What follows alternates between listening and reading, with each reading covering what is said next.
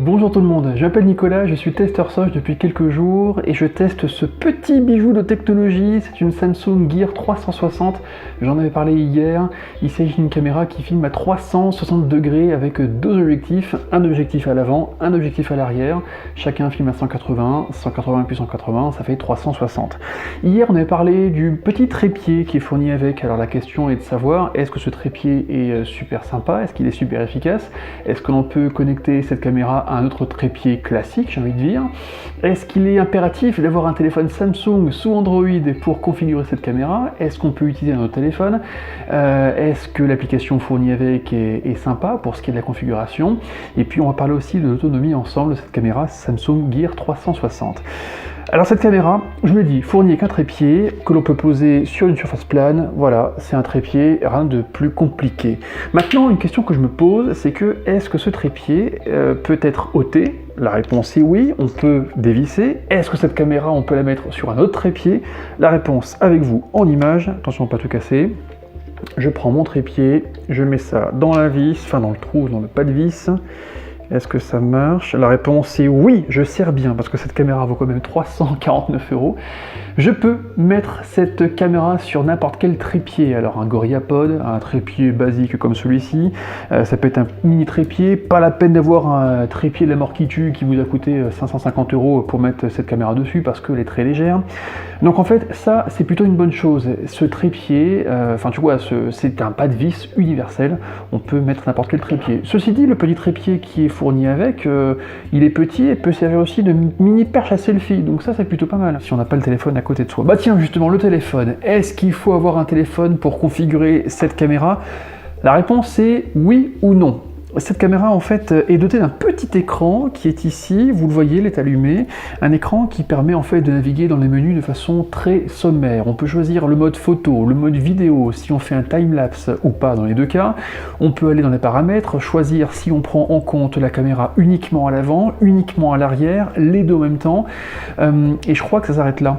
Pour ce qui est de l'application qui est fournie, l'application est fournie uniquement pour l'instant sous Android. C'est ça qui est un petit peu gênant, moi qui suis sous Mac et sous iOS, j'étais obligé de prendre un téléphone Samsung que l'on m'a fourni pour que je puisse bien configurer la caméra. C'est vrai que quand on est sur la caméra, quand on est en Bluetooth et quand on connecte la caméra au téléphone, déjà ça se fait super rapidement. Voici à quoi ressemble l'application, je ne sais pas si vous la voyez, il y a en fait un écran divisé en deux. Normal, il y a deux caméras, une à l'avant, une à l'arrière, donc c'est pour ça que l'on voit cet écran divisé en deux. On voit d'un seul coup d'œil ce qu'on filme à l'avant et ce qu'on filme à l'arrière. Sur cette application, vous pouvez configurer pas mal de choses qu'on ne peut pas faire sur le menu intégré à la caméra. On peut choisir si on prend des photos en HDR. Alors HDR, que je raconte pas de bêtises, il me semble que l'HDR c'est la somme de 3 photos, la première sous X, la deuxième sur X et la troisième normale, ce qui donne un effet plutôt sympa, ce qui met en lumière certaines zones d'ombre et inversement. On peut choisir sa balance des blancs, savoir si le temps est nuageux comme en ce moment, s'il y a beaucoup de soleil, si la couleur de lumière que l'on a à côté de soi est bonne ou pas. On peut choisir de surexposer ou de sous-exposer. Je pense, imaginons dans une chambre ou dans un salon, une soirée par exemple, qui n'a pas beaucoup de lumière, vous pouvez monter un tout petit peu l'exposition, pas trop non plus, parce qu'ensuite on voit un petit peu de grain. Donc ça c'est plutôt pas mal. On peut choisir aussi le minuteur, c'est-à-dire que quand on appuie, ça peut se déclencher au bout de 2, 5, 10 secondes. Ça c'est plutôt pas mal pour faire des photos sympathiques, en tout cas de groupe. Bref, il y a pas mal de modes sympas, pas mal de choses sympas, et on peut choisir aussi... En gros, ce qu'on fait sur le petit écran, dans les menus, avec les quelques touches qu'il y a sur la caméra, on peut le faire en mieux sur l'application. Moi qui suis sous iOS, personnellement, une fois avoir configuré ce que je voulais dans l'application, dans la caméra, j'utilise plus le téléphone, j'appuie sur allumer, j'appuie sur on, j'appuie sur off et on n'en parle plus. Après effectivement, si je changeais certains paramètres, là il faudrait que je passe par le téléphone. Moi qui suis sous iOS, pour l'instant, j'en ai pas besoin. Et là vous me dites, mais il est bien malin lui, comment il fait pour récupérer les photos sur la caméra s'il ne peut pas récupérer avec son téléphone iOS l'application? C'est vrai que sous Android, on peut télécharger directement les photos contenues dans la carte mémoire, les télécharger en Bluetooth dans le téléphone. Chose qu'on ne peut pas faire sous iOS, parce qu'il n'y a pas d'application toujours. Toujours est-il que si vous êtes sur iOS ou si vous êtes sur Macintosh et pas sur PC, la carte mémoire, rien de plus simple, vous l'enlevez de la caméra et vous la mettez dans votre Mac, sur votre PC, et elle est reconnue, et vous pouvez prendre votre logiciel de traitement de vidéo, photo, l'incorporer, il n'y a aucun problème, c'est totalement compatible.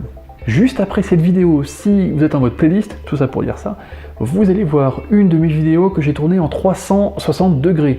Alors, sous PC, ça marche sur Chrome, sous IE sur Mozilla, pareil sur Mac, pas sur Safari. Et puis, si vous êtes sous Android ou sur iOS, normalement, si vous avez l'application YouTube à jour, vous pourrez prendre votre téléphone, naviguer comme ça pour voir les vidéos à 360 degrés, ou prendre votre doigt et scroller sur l'écran pour bouger l'angle de vue, tout simplement, ça marche aussi. D'ailleurs, ça me fait penser que dans une prochaine vidéo, alors je pourrais pas vous montrer parce que c'est pas possible, mais je pourrais mettre le casque de réalité virtuelle sur mes yeux et vous dire comment ça rend. J'ai fait en tout cas un test. J'ai pris une photo, j'ai pris une vidéo. Quand je mets le casque de réalité virtuelle et que je m'amuse à regarder les vidéos ou les photos que j'ai tournées, quand je bouge la tête, et ben je bouge l'angle de vue. Et c'est incroyable, on a vraiment l'impression d'y être. Alors, j'ai mis une caméra par terre, j'ai mis la caméra par terre, voilà, à ras du sol, et c'est vrai que quand on regarde la caméra, la photo ou la vidéo prise à 360 degrés, alors que la caméra est posée à ras du sol, on a l'impression d'être un Minimoys. En tout cas, comme Chérie, j'ai rétréci les gosses, quoi. Peut-être que ce film vous dit rien, ce film a cartonné dans les années 90, peut-être fin des années début 90, fin 80, je sais plus. Bref, j'ai encore trop vu pour ces conneries. Bref, cette caméra, vraiment, je la kiffe. Si vous êtes sous iOS, vous ne pourrez pas utiliser toutes les fonctionnalités, mais je pense que Monsieur Samsung fera une application compatible pour iOS, ou en tout cas pour les autres téléphones Android. J'imagine pas Monsieur Samsung se mettre de côté une part de marché importante, ceux qui n'ont pas les derniers Samsung dernier cri, ceux qui n'ont pas de Android tout court. Je pense que Monsieur Samsung fera une application compatible pour tout téléphone. Ou en tout cas, si vous avez eu vent de quelque chose, et si je raconte des bêtises, dites-le moi dans les commentaires. Comme ça, on pourra voir si oui ou non je raconte des bêtises ou pas. Ou confirmer ou infirmer. Si vous avez des questions par rapport à cette caméra, n'hésitez pas à laisser aussi des questions dans les commentaires. Je vais essayer d'y répondre dans les prochaines vidéos. Après cette vidéo, première vidéo tournée en 360 degrés en Full HD. C'est pas mal du tout. Qu'est-ce que je peux vous dire d'autre? Bah à demain, voilà, pour donner mes impressions sur ce casque de réalité virtuelle. Allez, salut!